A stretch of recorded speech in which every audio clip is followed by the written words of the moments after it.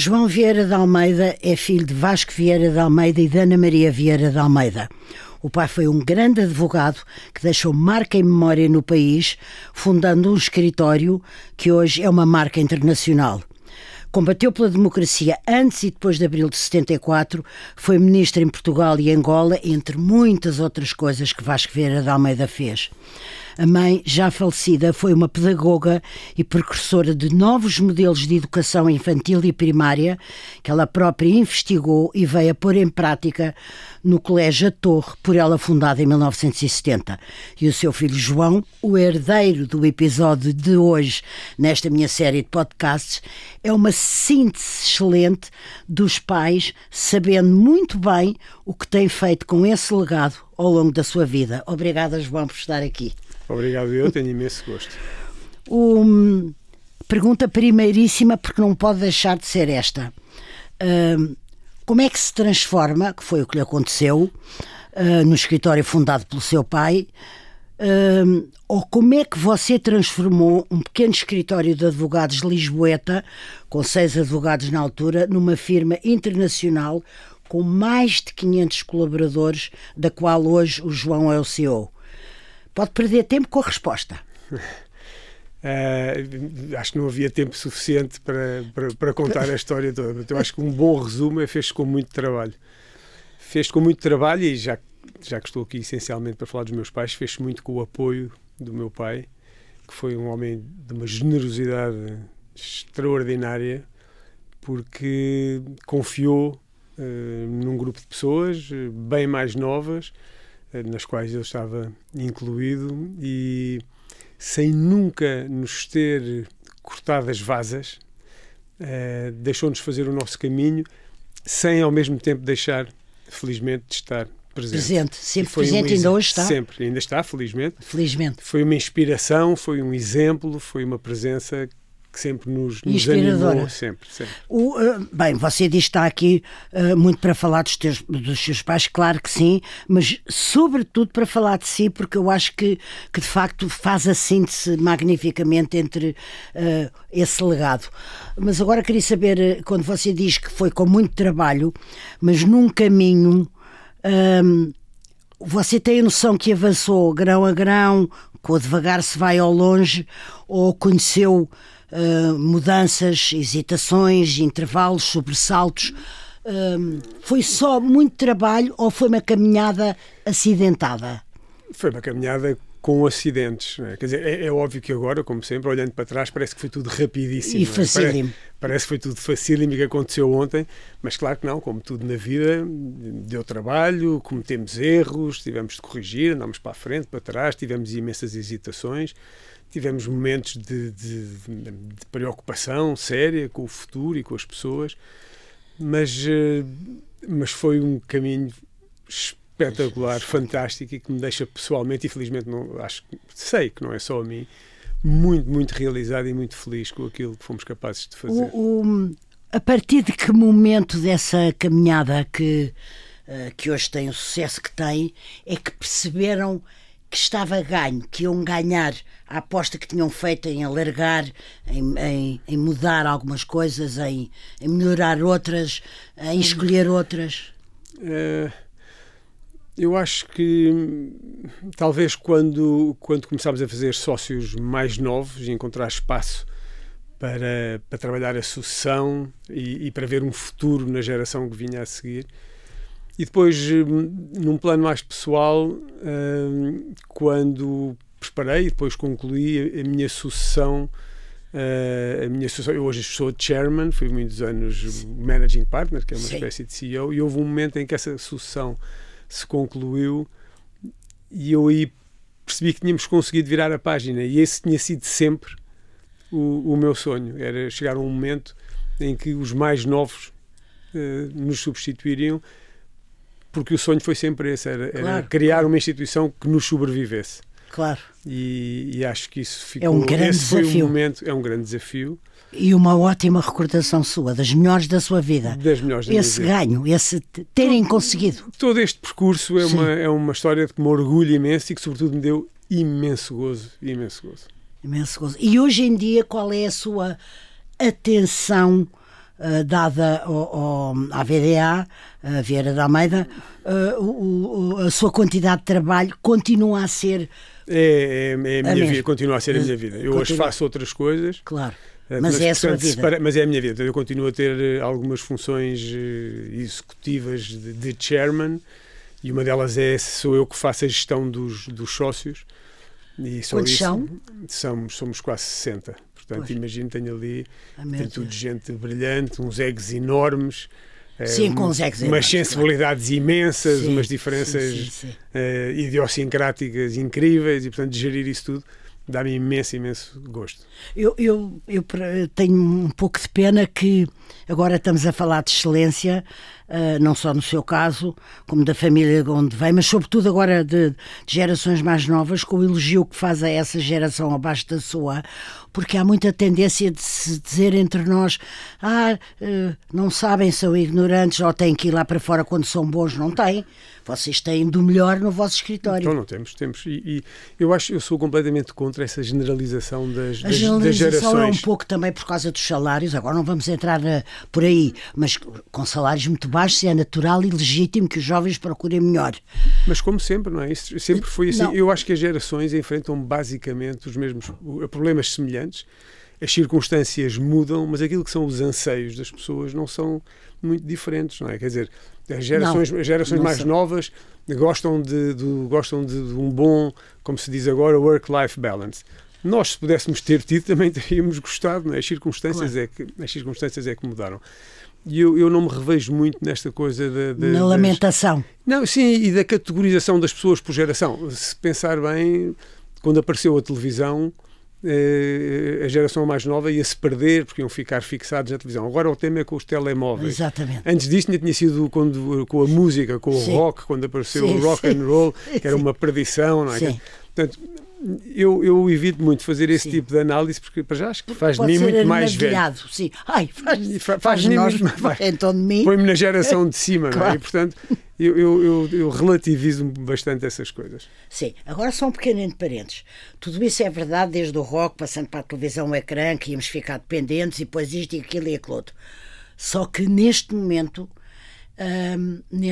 há efetivamente uma dependência psíquica quase dos jovens com os telemóveis desde os 3, 4 anos, e as redes sociais são, como você sabe, uma espécie de mar do mal, mais do que do bem, com imensas vantagens, evidentemente. Imensas vantagens e desvantagens. Sim. Não é? Eu acho que há uma responsabilidade enorme, sobretudo dos pais nisso. Eu ontem recebi num destes grupos de WhatsApp, porque nós falamos dos mais novos, mas nós também já temos graus de dependência significativos dos telemóveis. Sim. E num destes grupos de WhatsApp, Concordo. ontem recebi uma coisa para assinar, que era uma petição a favor de se legislar a proibição do acesso aos meios, se não me engano, era ao telemóvel, ou às redes sociais, até aos 14, ou até aos 16.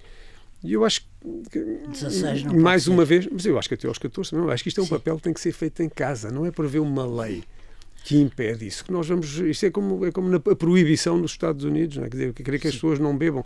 Isso não é a solução para o problema. A solução começa com a responsabilização dos pais, a consciencialização dos próprios, um envolvimento dos professores e das escolas. Aí sim acho que há um espaço para isso. Precisam ser amparados no seu julgamento e nas suas escolhas. Como é óbvio. Agora, acho que não é uma lei agora que se vai arriscar. Acho que isso não é a solução. Bem, voltando à VDA e sobretudo a si, há uma cultura da casa, evidentemente. Você já aqui, através das suas respostas, no fundo, já abordou. Mas eu gostaria que tentasse resumi-la neste sentido. Foi uma visão estratégica, foram boas escolhas, foram valores, foi vontade, foi determinação. Foi uma mistura disso tudo e de uma coisa que também faz imensa falta na vida, que é um bocado de sorte, não é? Quer dizer, e coisas que vão acontecendo e muitas vezes nem sequer são pensadas. Mas tem que ver obviamente, com isso tudo. Eu acho que a raiz está nos valores e numa certa forma de estar. E nós aí bebemos muito do exemplo do meu pai. O meu pai tem uma coisa fantástica que eu espero, pelo menos em certa medida, ter também herdado, é que nunca se ter levado demasiado a sério. Quer dizer, nunca foi uma pessoa que se... Também acho. Do que eu conheço, que é isso. Alguma coisa... E isso permitiu criar um ambiente muito, muito próprio no escritório. Nunca foi um escritório de doutores, né, dos senhores doutores. Foi sempre um escritório em que as pessoas foram muito, muito próximas. E depois teve que ver com as circunstâncias, porque nós tínhamos só o meu pai, que era o advogado mais velho, e depois tínhamos todos 20 e tal anos, o que permitiu que criássemos entre nós laços de enorme cumplicidade, indissolúveis, que se mantêm até hoje. O que verdadeiramente foi extraordinário e quer dizer, no plano teórico talvez não parecesse possível, é que nós conseguimos manter esse espírito à medida que fomos crescendo. Eu acho que é porque o ambiente era tão simpático, claro, que quem chegava, claro, aderia. E os poucos que não aderiram acabaram por se ir embora. Claro. E, portanto, nós conseguimos ainda hoje ter, obviamente que as coisas têm que se ir adaptando, etc., mas ainda hoje temos aquilo que é o verdadeiro DNA, ainda lá está, e ainda é esse, de uma grande cumplicidade, confiança entre as pessoas, proximidade e uma partilha de riscos e de responsabilidade entre todos. Isso funciona lindamente. E o risco e a responsabilidade são duas palavras fantásticas, não são? Fazem mais falta. Fazem muita falta, mas só o que envolve o risco e a responsabilidade do risco e a responsabilidade do cor. O risco é uma coisa... Há uma aversão grande em Portugal. Não há? Enorme. É tão impressionante a aversão ao risco. Vai-se andando. É muito cultural. É cultural, exatamente. Por isso é que é inquietante. É muito forte. Não vamos entristecer aqui os dois. Não. Queria só ainda, a propósito de tudo o que tenho dito da VDA, e mais da VDA do que de si, que eu tenho pena, mas agora vou chegar a si por causa dos prémios que recebeu. O escritório, enquanto tal, recebeu muitos prémios ao longo destes anos, mas você próprio recebeu uma distinção internacional muito especial em 2018, em reconhecimento, cito, do seu estilo de liderança e capacidade para antecipar os desafios do setor. João, isto é uma grande frase sobre alguém. Mas provavelmente se tivesse sido outro a ganhar teriam escrito a mesma frase. Porque acho que a frase estava feita e que se aplicou. Não faço ideia, mas eu não valorizo demais. Não estou aqui com falsas modéstias, porque não tenho nenhuma falsa modéstia. Eu dou-me lindamente com quem sou, com os limites que tenho. Quais são os seus limites? São os limites da minha inteligência. Inerentes à existência humana? Sim, os das minhas próprias capacidades intelectuais. E eu considero-me uma pessoa sei que profissionalmente tenho aquilo que se costuma chamar sucesso. Eu defino muito mais pelo facto de me sentir realizado e feliz, claro, do que os prémios, qualquer outra coisa. Sim. Prémios, dinheiro. E por ter conseguido chegar onde um dia sonhei chegar, mas isso para mim é o sucesso. Mas não quer dizer, sei perfeitamente. Eu acho que recebi dos meus pais, agora pegando no tema dos meus pais, acho que recebi uma coisa ótima, já lá vamos. Que é uma boa dose de confiança. E não é a confiança de achar que sou o melhor, é precisamente o contrário. É a confiança de saber que não sou, mas viver lindamente com isso. Percebe? Portanto, eu não me acho nada melhor do que ninguém. Sei que tenho qualidades, tenho defeitos, como toda a gente. Ser como é. Aproveitar aquilo que é. E sentir-me confiante na minha pele, sabendo que não sou a última Coca-Cola do deserto. Quantos é que vocês são? Irmãos. Você e a sua irmã? Tenho um irmão, somos 2 irmãos e depois uma irmã. E uma irmã, exatamente. Mais nova. E o seu irmão está no escritório? Não. O único que seguiu o ramo fui eu. Não, e o seu irmão faz o quê? O meu irmão faz negócios, está muito na área imobiliária, mas não só. Sim. financeira. E a minha irmã Sim. fez uma escola, mas para miúdos mais novos, não sei como é que chama, uma pré-escolar. Sim, um pré-escolar, Um sim, pré-escolar. sim. Então, herdou um bocadinho da mãe. Sim. O lado pedagogo Sim. e de realizar Sim. e de investigar a educação, modelos alternativos, etc. Isso. Já lá Mas é engraçado, nós fizemos escolhas completamente diferentes nas nossas vidas. Somos também pessoas intrinsecamente diferentes, somos bastante diferentes os três, mas muito unidos, muito amigos. São uma tribo. Somos um clã, a família é completo. E vêm-se fora, vêm-se. Vemos, Em casa do seu ontem pai. almoçamos, sim, amanhã almoçamos. Olha, amanhã o meu pai faz anos e almoçamos amanhã com ele e nós Ainda bem todos. que me diz, sim. E somos verdadeiramente um clã. Mas o que eu ia dizer é que é engraçado, isso também é um legado que eu acho que diz muito dos meus pais, que é não só somos diferentes, como somos diferentes nas nossas escolhas também no plano intelectual, político, cívico, Sim, religioso. sim. Estamos em campos, em algumas coisas estamos em campos opostos. Mas somos muito amigos, respeitamos-nos Claro. muito e somos muito, muito unidos. E as discussões às vezes atingem altos níveis de temperatura. De temperatura. Não, até porque nós conhecemos bem as posições Sim, uns claro. dos outros, portanto respeitamos-nos, Sim. mas discutimos. E somos um clã também já com a geração que vem a seguir e com a outra, porque entretanto já vamos também com netos, não é? Pois, você teve um primeiro Eu neto. tenho um neto, mas a Com minha que idade? irmã, eu tive um neto há 2 anos. Sim. O meu neto tem agora 2 anos. E é um avô babado, claro. Veja lá, é incrível, porque eu gozava com os meus amigos e com toda a gente, achava que eram uns babaques. Sim, com uma embasbacados, voz, sim. achava que eram uns palermas. Eu estou completamente imbecilizado pelo meu neto. Até passou coisa- a fazer um bocadinho menos de alpinismo e menos de ver rugby e menos por causa do neto. Não, eu já estou a pensar em levá-lo às montanhas claro. e pô-lo no rugby, claro. E pô-lo no rugby, claro. Mas você continua a ver imenso, não é? O rugby é de facto Não, claro, o rugby é família, isso é de família. É de família, também, a família toda, assim, não há homem que não tenha jogado o seu pai não era muito desportista. Não era, nem nunca foi. É um sobredotado no piano, na pintura, mas não, desporto não era muito comum. Não, o meu pai desafia a medicina e a ciência, porque nunca fez desporto nenhum, come tudo o que faz mal, tem 93 anos e está ótimo. E está ótimo, que eu estive com ele há pouco tempo e sou uma grande fã do Dr. Vasco Vieira da Almeida, senhor seu pai.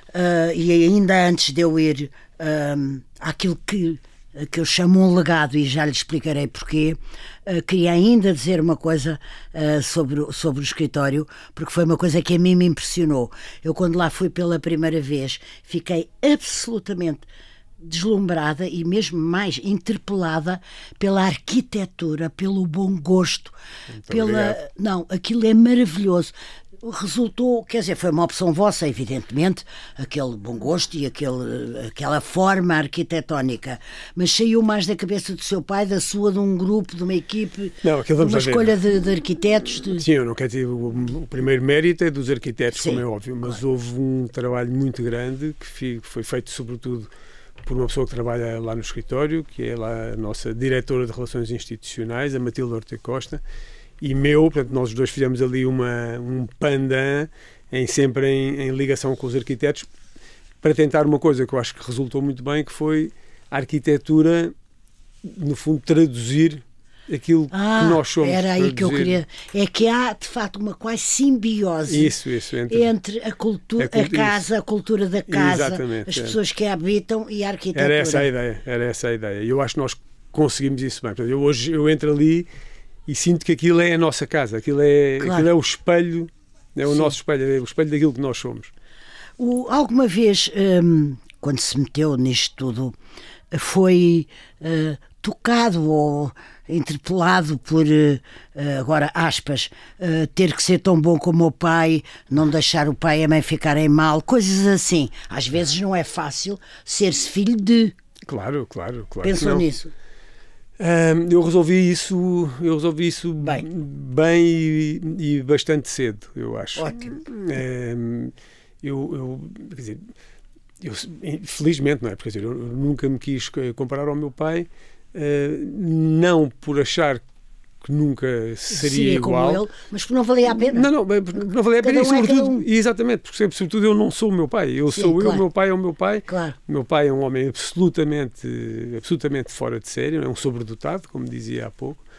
E eu sou eu. E, portanto, nunca me pus nessa... A única coisa em que isso talvez tenha refletido na nossa vida foi talvez na vida profissional. Evitámos estar os dois nos mesmos processos, nos mesmos assuntos. Nos mesmos assuntos, sim. Foi a única coisa. Sim, isso também percebo. Entende que quando se é herdeiro de um legado familiar da dimensão do seu, com um pai e uma mãe que provaram tão bem pela vida fora, e o seu pai ainda prova, você, o João Vieira de Almeida, acha que há uma responsabilidade em continuá-lo, em fazê-lo render, como se fosse uma coisa da qual nós tivéssemos que cuidar muito bem? Acho que sim. Acho que sim, se estamos a falar de uma coisa que é o legado familiar. Aquilo que eu estava a falar, com tudo que isso comporta. Com tudo que isso, claro que sim. Tem a ver com os valores, com a nossa forma de estar, com a nossa ligação, com a nossa responsabilidade uns pelos outros. Exatamente. A responsabilidade para com a comunidade. Exatamente, etc. sim. Claro que sim. Portanto, claro que sim. E é uma coisa que me motiva muito na minha vida, é precisamente trabalhar, entre aspas, para isso e manter a ligação. E nós, felizmente, é uma coisa fantástica, porque nós... Então, conte lá. É que, de facto, isto é transgeracional, quer dizer, a ligação entre nós é fortíssima. E imagino, quando há casamentos na família, acontece sempre, há um momento, e nós depois até acabamos por nos rir a seguir, claro, em que estamos nós, à parte quase estamos nós, a minha geração, a dos meus filhos, sim, e a do meu neto, sim, e estamos todos a dançar uns com os outros, sim, e a rir uns com os outros, e depois de repente lembramos, espera aí, faltam os maridos, claro, e as mulheres e tal. E, portanto, é fortíssimo. E eu isso acho que é a coisa mais importante que nós temos nas nossas mãos, a coisa mais valiosa que temos, e para mim é imprescindível nós preservarmos isso. Você disse uma vez do seu pai, Vasco Vieira de Almeida, que não conhecia nenhum advogado que tivesse fundado um escritório, que lhe tivesse imprimido um caráter, cujo deu origem a uma marca e que depois tenha deixado esse legado a quem inspirou, a quem ele próprio inspirou e formou. Foi o que se passou. É verdade, foi aquilo que eu já disse. Foi aquilo, exatamente, foi isso. Foi de uma generosidade extraordinária. Meu pai foi de uma generosidade extraordinária. Houve durante uns anos, ele resistiu muito à ideia de ter sócios e de crescer, mas depois, no dia em que decidiu e em que tomou essa decisão, e eu sei que ele a tomou a pensar em nós, em quem estava a seguir, claro, teve a coragem de nos dar espaço para errar. Eu lembro muitas vezes, era uma frase famosa que nós dizíamos no escritório, a citá-lo a ele, que ele dizia sempre: eu estou contra, mas vocês fazem o que quiserem. Ai, que engraçado. Sendo certo que o meu pai sempre teve a humildade de depois vir dizer, olha, tinham razão. Sim. Portanto, foi sempre extraordinário. A sua mãe, Ana Vieira de Almeida, a quem chamavam Tana, lembro-me bem, foi muito amada por quem a conheceu e, sobretudo, foi muito reconhecida como uma pedagoga em Vulgar, e que fundou uma escola também ela em Vulgar, conforme eu recordei no início da nossa conversa. Mas o João uma vez descreveu de uma forma maravilhosa, dizendo que a escola que ela criara em 1970 era um espaço de liberdade e de criatividade onde sonhos fantásticos e desenhos coloridos se cruzavam com a certeza matemática, a curiosidade científica, a história e a literatura em narrativas mágicas onde o bem inevitavelmente triunfava sobre o mal. Esta escola era o retrato da sua mãe. Exatamente. Isso é uma descrição da escola, mas é também uma descrição dela. Da sua mãe, pois por isso é que eu digo que era uma pessoa de facto extraordinária, uma pessoa com uma espiritualidade enorme e muito focada nos outros, uma pessoa que inspirava calma, tranquilidade, que tinha esta visão holística do mundo, dos outros, e E era isso mesmo, era essa já não me lembrava. Não, já não se lembrava do que tinha escrito. Sim. Mas é uma boa descrição, passo o autoelogio, de facto é uma boa descrição daquilo que era a minha mãe, que era que era ela a escola. E que era que a ela escola, imprimiu exatamente. na escola. A escola parecia um prolongamento dela, um duplo dela, uma siamesa dela. E assim, João Vieira da Almeida, filho do Vasco e da Tana, pai de 3 filhas e avô de um neto, CEO de uma grande firma de advogados, assim, o que é que o distingue? A mim? Sim. Isso é uma pergunta... Pois é, então, mas eu não posso só estar aqui a falar. Não, o que é que acha que o distingue, ouça? Me distingue de... Sim, o que é que acha que o distingue? Que características, que valores, que hábitos, que gostos, que...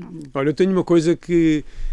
Olha, isto é uma coisa que é engraçado. Eu tenho sorte, não herdei, como é óbvio, não herdei só as coisas boas de um lado e do outro, mas há uma coisa que eu acho que vem mais do lado da minha mãe, que é eu adoro pessoas e adoro conhecer pessoas e tenho imenso gosto em desvendar o melhor das pessoas e procurar o melhor das pessoas. E acho que isso foi das coisas mais úteis para a minha vida, porque a minha vida foi sempre lidar com os outros. Claro. E acho que, enfim, não me distingue, porque muita gente será seguramente assim, mas eu acho que tive a sorte depois de viver num ambiente profissional onde isso foi possível. E não só foi possível, como acho que foi crítico. Acho que foi uma das coisas, uma das alavancas importantes para esta cultura e também para o sucesso do escritório. Temos estado a falar sobretudo do escritório e de si dentro do escritório, mas você é um homem de amigos, segundo o meu trabalho de casa. É um homem de amigos que gosta de estar com os seus amigos, gosto, partilhar um bom jantar, bom vinho, uma conversa, um passeio de mota, uma montanha. Quem é que vai consigo para a montanha? Quer dizer, amigos ou profissionais? Não. Eu faço dois tipos de montanha. Eu faço umas montanhas em que vou sozinho ou com uma ou duas pessoas, assim, mais exigentes, mas todos os anos faço uma coisa que é, todos os anos vou ao Kilimanjaro, que é uma montanha mais acessível, mais simples, onde levo pessoas. Hoje em dia levo pessoas que não conhecia de lado nenhum. Eu tenho a sorte de... Mas como é que as descobriu? Como é que elas é que me descobrem, porque as pessoas sabem que eu faço isto. Está bem, vêm ter consigo. E escrevem, vêm ter comigo e arranjam números de telefone, e uns chamam os outros. 6, 12, 20? São 25, 30. Portanto, eu tenho a sorte com esta idade de fazer 25 novos amigos por ano. Que idade tem? Eu tenho 63. Sim. João, e faz alpinismo quanto tempo? Esses dias no Kilimanjaro é quanto tempo? Não, isto é pouco tempo. Isto no Kilimanjaro é uma semana e depois normalmente tiro mais 2 semanas por ano para fazer outras coisas. Porque depois também gosto. A montanha também é um exercício muito interior, de paz e de busca interior e de fazer uma revisão da matéria de estar comigo próprio, portanto depois gosto de fazer umas coisas mais sossegadas. E em Portugal quase, porque montanhas alpina, em todas? Em Portugal não, em Portugal é raro. Pois eu também estava a dizer. Em Portugal não há muita coisa. Não, eu sei, por isso é que eu estava aqui a sorrir. Mas já fiz o mundo inteiro, não é? Já fiz o mundo inteiro. Desde da América do Sul aos Himalaias, passando pela Antártida. Ai, que interessante. Mas isso veio de onde? O alpinismo? Isso é que eu não estou a ver. Foi um acaso. Foi um acaso. Comecei e depois nunca mais parei. Por uma vez não veio de casa. Não, de todo. Não, de todo. Por uma vez não veio de casa. Olha, mas se eu olhar para trás e do que eu conheço, nem tudo foi fácil. Houve aí umas épocas mais sombrias, umas zonas mais sombrias, sobre as quais, aliás, você falou e escreveu. Quer falar disso? Não tenho problema nenhum, se me quiser perguntar sobre isso.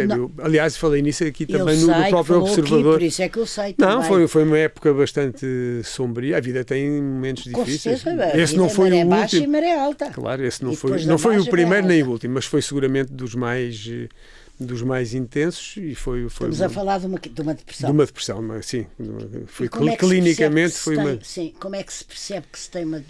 Não querendo de maneira nenhuma, nem fazer agora um remake. Não tenho problema nenhum de falar nisso. Eu só não gosto de aborrecer as pessoas porque eu falo tanto nisso. Não aborrece nada às pessoas, nem me aborrece. No meu caso, foi muito fácil de perceber porque foi muito físico, foi muito evidente.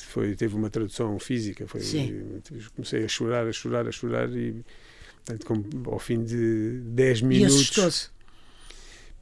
Não me assustei no sentido de ficar em pânico porque percebi o que era, porque estava alertado para a hipótese. Enfim, eu sabia que corria esse risco. Sim. E, portanto, o que me aconteceu foi que detectei imediatamente que provavelmente estava a entrar numa depressão, portanto procurei logo ajuda. E porquê é que sabia que corria esse risco? Porque eu já fazia, felizmente, regularmente, ia ao psicólogo. Está bem. Tinha uma vida com imenso stress, enorme stress. Não se pode. A minha vida familiar sofreu muito com isso. Portanto, eu depois separei-me, não estava com as minhas filhas, sofria horrores de culpa. Momentos difíceis. Muito difíceis. Portanto, tive uma depressão, é uma doença. Durou meses. E depois curou-se com a ajuda médica e com os amigos e a família. E esquece-se uma coisa dessas ou não? Não esquece. Esquecer, não. E teme-se que volte ou não? Eu não vivo muito com esse medo, mas sei que é uma possibilidade e, portanto, vou estando atento, mas não é uma coisa que me perturbe o dia-a-dia. Aparentemente não perturba nada. Nem estando consigo, nem falando, nem acompanhando o seu trabalho, nem sequer ocorre. Agora eu gostava um bocadinho que a gente falasse. Há pouco falámos de você ser um alpinista amador. Um alpinista amador, também, com certeza, mas é de alma e coração sim. Falar de uma coisa que eu aprecio imenso, que é o ócio, que as nossas vidas não nos deixam dar valor, nem dar importância, nem dar... praticamos pouco e talvez façamos mal. Mas você preenche-o bem com o alpinismo pelo menos uma vez por ano e depois outras vezes, toca bateria, tem a tal paixão pelas pessoas, é um fã do rugby sem limites, é um bom uso do ócio, isto que eu acabo de dizer. Vamos à bateria, ainda toca?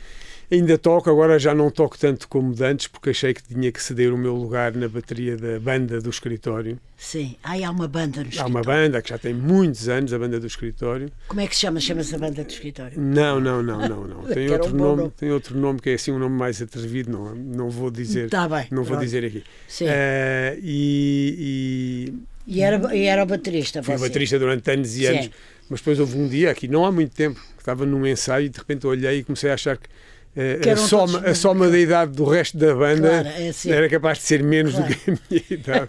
E portanto achei, olha, e está, foi a realizar que se calhar era a altura de me ir embora. E hoje em dia há miúdos que tocam, mesmo advogados, que tocam maravilhosamente. Portanto, eu hoje fico a ouvir, eles são muito simpáticos. E normalmente deixam-me convidam-me sempre para tocar uma música nos espetáculos. Agora, esses espetáculos são com periodicidade, em que ocasiões? A banda de escritório toca pelo menos 2, 3 vezes por ano, não é muito, mas eu também me vou divertindo com uns amigos assim velhotes. Era isso que eu ia perguntar. A última vez que toquei foi num casamento. E correu bem. Correu bem. Sim, agora tenho uma filha que se vai casar este ano. Sim. E vai tocar? Não sei. Não posso revelar aqui, porque se tocar vai ser surpresa. Que horror, não é nada garantido. Deus nos livre de revelar aqui uma surpresa para a sua filha. E a bateria veio de quê? Porque não era uma coisa que eu estivesse a ver em casa imediatamente, nem os seus irmãos, nem os pais, nem nada. Sabe que o meu pai, como disse há pouco, é verdade, o meu pai é um músico... É um melómano sério, muito sério. E compôs uma sinfonia, coisa que poucas pessoas sabem, que Vaz Ferreira de Almeida compôs uma sinfonia. Mas ele não sabe onde é que a pôs, também nunca mais se viu. E ele goza com ele próprio, diz sempre que aquilo também não valia nada e tal, mas a verdade, ele fez o conservatório inteiro de piano e é um melómano e muito sensível. Eu lembro-me de uma vez o seu pai, com uma neta, com 3, 4 anos, num concerto noturno, um concerto à noite na Fundação Gulbenkian, com a neta sentada nos joelhos. Sim. E eu estava na fila à frente, por acaso, e ter dito ao Vasco: o Vieira da Almeida, então, e essa neta tão pequenina, e se ela chora? Não, não chora. Ela está a gostar imenso e vai gostar toda a vida ainda mais. Portanto, começou logo desde... Mas isto para lhe dizer que o meu pai, quando eu lhe disse, olha, agora vou aprender bateria, que para o meu pai a bateria não é um instrumento, é assim uma coisa... Não, pois claro. A bateria é bater com os paus no tambor, ele achava... Divertimos imenso, mas já me ouviu várias vezes.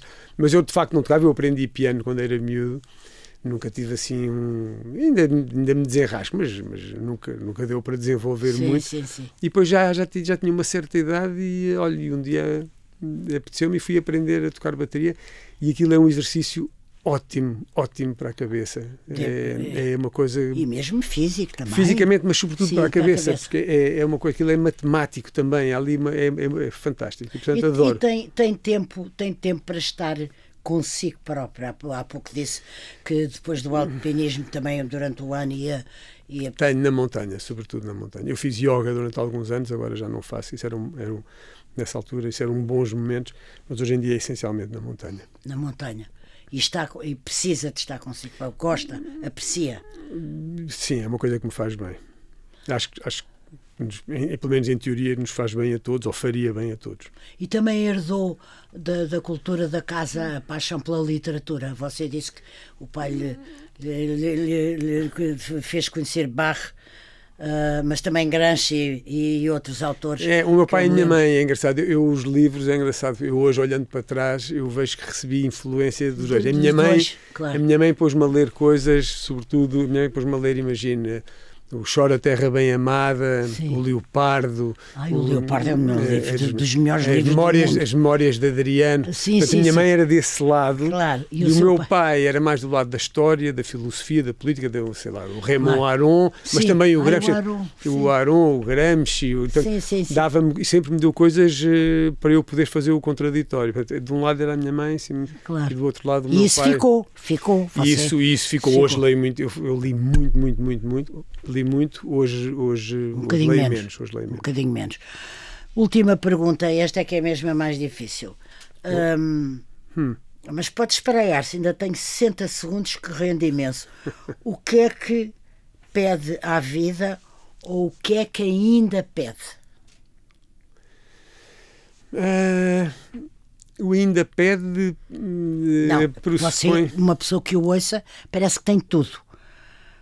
Falta alguma coisa? Este meu ainda é... Não, vamos lá ver. Eu sou uma pessoa muito realizada, sou uma pessoa muito feliz, muito privilegiada. Não precisa de pedir mais. Não, o privilégio deu-me amor, valores, educação, acesso e independência. E independência para fazer escolhas, para ser responsável pelas minhas escolhas e... Portanto, não falta nada. Eu se morresse hoje, morro muito feliz. Só gostava de ver o meu neto crescer. João Vieira da Almeida, muito obrigada. Foi um grande, quero que saiba, e que os nossos ouvintes também saibam, foi um grande prazer ter conversado consigo hoje. Muito obrigada por ter vindo. Foi meu. Obrigado eu.